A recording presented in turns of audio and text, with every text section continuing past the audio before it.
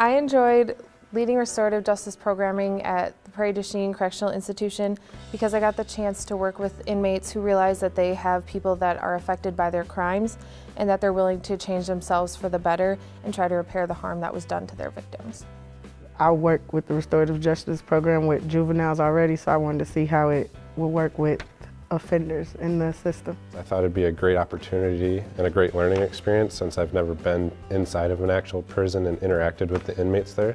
I was interested in working with the inmates and working the program and seeing how it worked, and I wanted to help the offenders on the road to reformation. The inmates that were involved in the program really want to make a difference.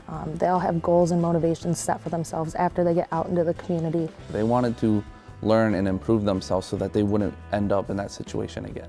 My experience at Prairie du Chien kind of just reaffirmed everything that I've ever thought about myself, being able to be helping people with their, not only like their rehabilitation, but understanding what they've done with their lives and what they can do to better themselves. And I've always seen myself as someone that likes to help people out, and I feel like I found myself in the right place.